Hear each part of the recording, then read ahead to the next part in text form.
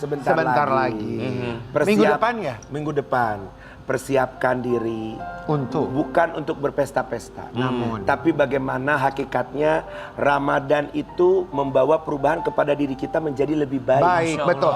Tapi juga ya yang seru kemarin tuh gue lagi baca berita dan juga viral, Jakarta heboh banget, udah banyak hiasan-hiasan dan bakalan pesta mulai dari takbiran di Bundaran HI. Alhamdulillah ya. Sama di hari Lebaran pertama, kedua, ketiga, keempat, kelima, heboh nanti. Boleh berpesta, jangan berlebihan karena sesuatu yang berlebihan itu nanti akan mengakibatkan ketidakbaikan. Oh iya. Betul. Tapi ini salah satu bentuk wujud syukur juga ya. Yang paling penting tidak lupa sama sesama, itu yang paling penting. Benar. Ya. Dan jangan berlebihan. Betul. Tidak Pesta berlebihan. boleh kita beduk apa pakai ya maksudnya ingin berpesta gitu ya, tapi jangan berlebihan. Karena nanti itu akan dilihat setelah Ramadan ini apa yang berubah dari diri kita. Makanya kita nggak boleh ngasih THR berlebihan sama mereka. Betul. Betul. Perlan tahun ini mereka tidak terima THR. Karena pekerjaannya udah banyak. Karena memang programnya banyak. Iya. Dengar, yang penting itu lu kumpul sama keluarga. Nggak semua orang bisa kumpul sama keluarga. Betul. Termasuk Sobat Ambiar. Kita tahu beberapa waktu yang lalu Dr. Richard Lee ya diamankan pihak kepolisian. Ini terkait laporan yang dilaporkan oleh dokter detektif, Doktif. Laporannya ini sebetulnya di tahun 2024. Kita akan lihat update-nya seperti apa. Kembali hadir di Pagi-Pagi Ambiar, Doktif.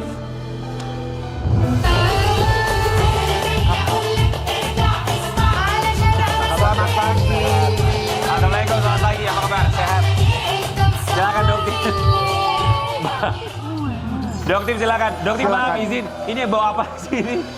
Ini ada mystery Bukan box. THR, apa sih? Lu nyangkanya duit Hampers. lu. Iya, hampers. Kata teman-teman musik, kata itu apa THR? Doktif bawa THR? Bukan. Lu udah GR banget, mau dibagi-bagiin. Doktif, ini kan panjang banget ya kasusnya. Setahun lebih. Setahun lebih. Oke. Setelah akhirnya Dr. Richard Lee statusnya menjadi tersangka, kemudian ditahan pihak kepolisian karena dianggap tidak kooperatif. Yes, betul. Tidak kooperatif. Alasannya itu ya. Ya, tidak oke. kooperatif. Doktif, bagaimana perasaannya setelah Dr. Richard Lee diamankan? Kemarin sempat sujud syukur, senang, sekarang jauh lebih senang lagi. Alhamdulillah. Akhirnya perjuangannya membuahkan hasil. Baik, Doktif nanti boleh cerita lebih lanjut, tapi sebelumnya kami ucapkan terima kasih. Terima kasih sudah. Kita mau kasih lihat ini ya, laporan Doktif atas pelanggaran perlindungan konsumen yang dilakukan oleh Dr. Richard Lee. Dokter boleh koreksi saya kalau salah, karena saya yakin dokter pasti tahu detailnya seperti apa. Di tanggal 23 Februari Dr. Richard Lee dipanggil, kemudian juga tanggal 3 Maret itu untuk pemeriksaan tambahan tapi tidak hadir, tapi pihak polisian menemukan bahwa tidak hadirnya atau absennya beliau ini tapi justru melakukan live streaming di akun media sosialnya. Oke. Apakah betul karena itu juga salah satu? Betul. Jadi memang karena 2 kali mangkir dari wajib lapornya dia yang dilakukan, harusnya dia setiap Senin sama Kamis. Ya, jadi dia kalau misalnya Senin sama Kamis itu kadang-kadang dia seminggu cuma sekali aja. Gitu. Bahkan ada dugaan dia merapel.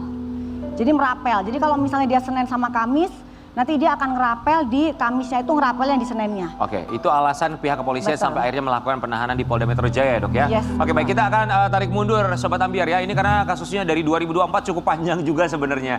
Sekedar mengingatkan, oke, pelaporan yang dilakukan oleh Doktif kepada Dr. Richard Lee ini terkait untuk perlindungan konsumen ya, dugaan pelanggaran perlindungan konsumen. Ada 2 Bang Ryan. Undang-undang Kesehatan yang 12 tahun Oke. sama Undang-Undang Perlindungan Konsumen 5 tahun. Oke, kalau yang pertama, apa yang dipermasalahkan, Dok? Oke, jadi tersangka DRL ini pernah menjual yang namanya DNA salmon di rumah saja. Ya, jadi itu dia jual yang pertama tanpa izin edar, jadi tidak ada NAB POM-nya, dan dia menyertakan yang namanya jarum. Oke, itu berarti seharusnya adalah layanan kecantikan ya? Betul, harusnya dilakukan di klinik. Sesuatu yang berhubungan dengan jarum harus dilakukan di klinik dengan pengerjaan seorang dokter. Baik, kemudian itu ancaman hukumannya berapa? Itu 12 tahun atau denda 5 miliar. Yang kedua, laporan yang kedua. Yang perlindungan konsumen. Perlindungan konsumen karena apa temuan yang dokter temukan? Jadi dia menjual yang namanya white tomato, WT. White tomato? Yang dia klaim ada kandungan tomat putih. Sementara pengecekan dari BPOM dan diakui dari pabriknya produk tersebut tidak pernah ada kandungan tomat putih. Yang kedua itu yang stem cell. Oke. Ya, untuk V stem cell. Jadi memang dikatakan bahwa itu ada kandungan stem cell di situ, Oke. padahal tidak pernah ada stem cell. Oke, berarti ada klaim kandungan yang ternyata tidak ada di dalamnya. Yes, betul. Dok, tadi dokter sampai bilang bahwa pun pabriknya mengakui tidak ada kandungannya. Betul. Artinya dokter ini sampai mencari tahu ke pabriknya. Betul. Jadi memang dari produksi produk ini, DNA Salmon itu dari yang kalau untuk white tomato itu di Imetco. Jadi memang dia di PT Imetco, ya. Dia Indonesia, betul. Okay. Kalau DNA Salmon dari Korea. DNA Salmon dari Korea, tapi namanya Ripe Skin. Dan dokter sampai ke Korea untuk mencari tahu itu. Cek juga, betul. Jadi cek juga. Karena dokter sudah sering ya, kalau ke Korea mah udah biasa, dokter mah nggak perlu pakai visa ya. Jadi sekalian ke sana, sekalian ngecek. Betul, betul. Jadi apa betul memiliki kerjasama dengan di Indonesia? Karena semua ini yang dokter katakan selalu by riset, by data. Oke, dok, kita mau kasih lihat dulu. Ini 3 barang bukti yang dilaporkan.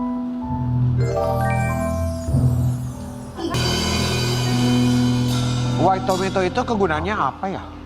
Nggak baru terdengar White tomato itu sebenarnya bisa sebagai antioksidan.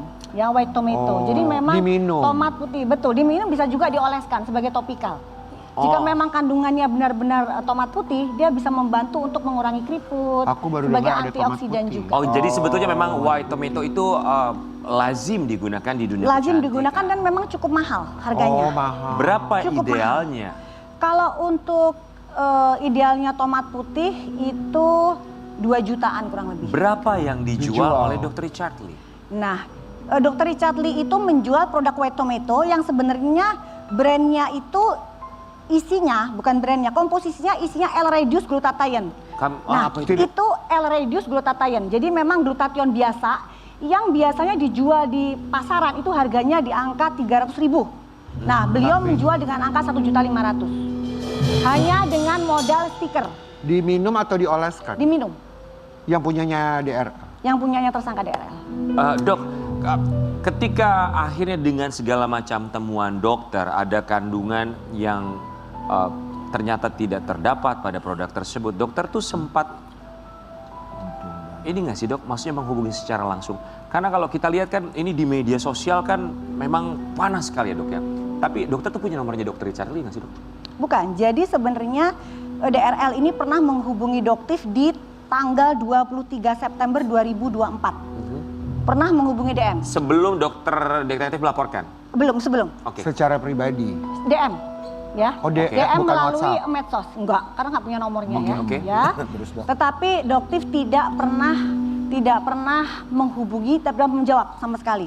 Karena melihat Doktif mengenal beberapa orang yang sudah pernah bermasalah dengan beliau, ya. Doktif bisa bilang bahwa orang ini sangat manipulatif. Jadi kalau misalnya nanti Doktif bales atau menjawab, nanti bisa digiring beritanya lain dari fakta sebenarnya. Jadi lebih baik Doktif tidak berhubungan dengan dia. Oke, berarti tidak mengenal secara personal ya? Tidak.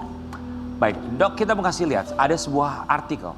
Ya, Doktif sebut Richard Lee lakukan dugaan penipuan yang lebih besar, singgung pabrik milik sang dokter. Yes. Apalagi ini dok? Jadi DRL ini punya pabrik sendiri, Betul. punya Jadi dia sendiri. yang dia akuin di media adalah milik dia, namanya Athena Group Industry. AGI ya. Baik. Athena Group Industry. Itu memang diakui milik dia sendiri. Nah, boleh dibuka ini? Kotak misterius ini. Mystery box ya, kita buka ya. Isinya bukan Siap, ular siap, kan? siap. Coba. Sebentar, mohon maaf dokter, sebelum dibuka tanpa menyebutkan brand apa? Tidak.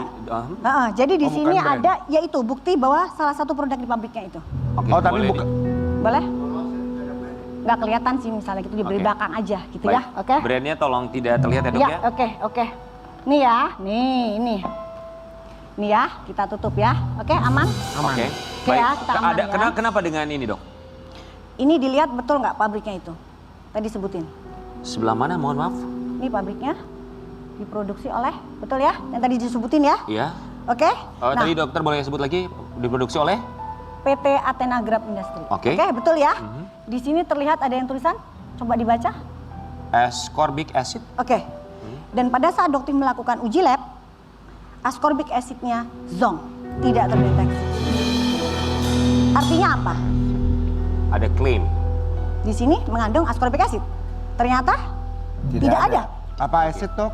Ascorbic acid, vitamin C. Oh, vitamin C. Vitamin C. Jadi inilah yang selalu dilakukan berulang. Seperti itu. Dok, maaf, saya mau bertanya ini. Dokter kan bukan kali ini saja melakukan review lah. Saya bilangnya review lah ya.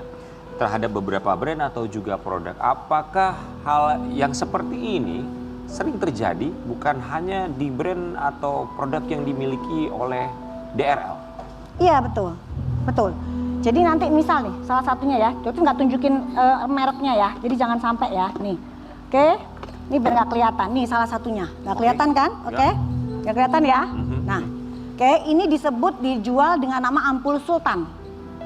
Ampul Sultan. Sultan. Oke. Ya, dan dokter ajukan uji lab, ini bisa kelihatan. Ya, oke. Ya. Bisa kelihatan, ya, oke. Nah, setelah dokter ajukan uji lab, dokter mengecek kadar niacinamide dengan tranexamic acid. Ada 2, ya. Dan ternyata memang dulu kan dokter dikenal sebagai penguji niacinamide. Atau kalau enggak biasanya dibilang dokter niacinamide. Karena memang diuji niacinamide mulu gitu ya. Nah, untuk kasus ini dokter mengecek 2, niacinamide dan Tranex. Alhasilnya niacinamide betul ada kandungan 5%. Oke. Tetapi Tranexnya tidak terdeteksi.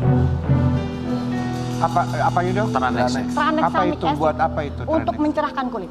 Dok, jika menemukan seperti ini ya, temuan-temuan yang dirasa tidak sesuai dengan apa yang ada di dalam Klaimnya, komposisi, ingredients, betul. komposisi dan juga hasil temuan lab dari Betul. Doktif, apakah Doktif langsung melaporkan ke BPOM? Sudah dilaporkan. Itu pasti dilaporkan? Sudah dilaporkan. Oke, kemudian setelah dilaporkan ke BPOM, apa respon atau langkah yang dilakukan BPOM setelahnya? Enggak, kita memang langsung melaporkan ke Halo BPOM. Jadi Oke. nanti mereka yang akan langsung menindaklanjutin. Tetapi biar cepat, biasanya Doktif langsung membuat VT, konten. Maksudnya Doktif itu untuk mengingatkan owner untuk segera menarik dari peredaran supaya berhenti kerugian masyarakat. Ya. Seperti itu dengan cepat. Kalau instansi kan dia butuh beberapa tahap nih. Nah, kalau Doktif kan langsung bikin VT, langsung owner langsung bebenah. Dok, kalau misalnya mengingatkan di media sosial,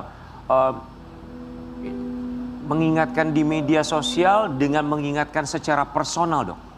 Apakah pernah lebih dahulu mengingatkan secara personal, jika tidak digubris maka lewat media sosial? Sudah pernah Doktif lakukan. Oke. Jadi sudah pernah Doktif lakukan ke DRG pada saat itu. Jadi suami dari DRG mendatangi rumah Doktif, mengajak untuk bertemu. Pada saat itu kita ngobrol, Doktif bilang begini. Ngobrol, terus Doktif bilang kamu perbaiki saja produk kamu.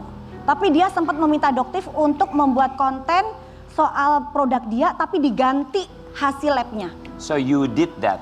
Pernah mencoba melakukan itu, tabayun lah ya ibaratnya? Betul. Tapi Doktif nggak mau. Pada saat itu Doktif nggak mau diajak untuk merubah hasil lab. Tetap Doktif katakan udah nggak apa-apa, kamu tarik aja produk di pasaran, kamu perbaiki terus kamu jual lagi. Seperti itu. Tapi besoknya beberapa hari kemudian datang lagi ke rumahnya Doktif sampai 3 kali. Dok, sehingga nggak nyaman. Apakah ada produk yang Doktif temukan di ingredients tidak sesuai dengan hasil temuan lab Doktif? Betul. Doktif laporkan ke Halo BPOM, tapi tetap tidak ada tindakan dan tetap memang bisa berjualan dengan bebas? Kalau ini sih sebenarnya dari BPOM sih Doktif yakin ada tindakan. Seperti kasus yang White Tomato, Doktif melaporkan dari bulan Desember ke BPOM. Dari bulan Desember, tapi Doktif tanya-tanya dan baru dirilis di bulan Maret 2025. Baik, artinya ya BPOM sudah bekerja sedemikian rupa. Sangat ya, berarti tidak usah khawatir jika memang sudah ada label dari BPOM. Betul. Begitu ya? Cuman masalahnya ada owner-owner yang nakal. Jadi sudah ada BPOM, tapi setelah keluar BPOM dia ngoplos. Baik. Jadi isinya tidak sesuai dengan apa yang didaftarkan ke BPOM. Jadi seolah-olah kayak BPOM yang salah, BPOM yang nggak kerja. Bisa ngoplos begitu? Bisa. Nah itu. Baik, dok, maaf saya harus bertanya seperti ini. Semoga dokter tidak sensitif dengan pertanyaan saya, kemudian pertanyaan saya dijadikan VT sama dokter ya. Boleh. Dokter kan punya skincare juga, brand skincare. Yap, betul. Ada orang yang berpikir, apa jangan-jangan ini persaingan bisnis karena dokter juga punya brand skincare. Tanggapannya, dok? Oke, jadi Doktif ini sudah berjualan kurang lebih selama 19 tahun. Ya. Ya, Doktif punya brand sendiri. Tetapi sejak muncul Doktif, sekarang Doktif malah membantu menjual produk-produk UMKM. Jadi artinya apa? Doktif ikut mendukung brand-brand dari skincare yang amanah, yang tidak overclaim dan tidak pernah ada track record juga menjual produk haki seperti itu. Jadi artinya kalau dibilang persaingan bisnis, loh brand-brand yang lain buktinya Doktif dukung tuh, nggak cuma brandnya Doktif, bahkan sering sekali Doktif katakan pada saat Doktif Live bahwa produk Doktif belum tentu cocok di kalian dan jangan FOMO. Ya, jadi kalau kalian sudah cocok di satu brand yang aman, yang ber-BPOM, lanjutkan saja. Jadi jangan berpindah-pindah seperti itu. Oke. Dok, apa yang ingin disampaikan untuk masyarakat Indonesia, para pengguna skincare? Oke, buat pengguna skincare, masyarakat yang sekarang Doktif lihat sudah cerdas ya. Jadi jangan mudah terbawa dengan gimmick-gimmick marketing kotor, iklan-iklan yang menjanjikan hasil putih dalam waktu singkat, itu nggak mungkin. Ya, pasti ada kandungan berbahayanya. Jadi be smart. Oke, dan lakukan cancel culture ya untuk owner-owner skincare yang suka flexing ya, yang nggak pernah mau berubah, masih menjual produk yang merugikan kalian. Stop. Lakukan cancel culture. Dokter Dik Tafis, terima kasih. Kita kembali saat lagi.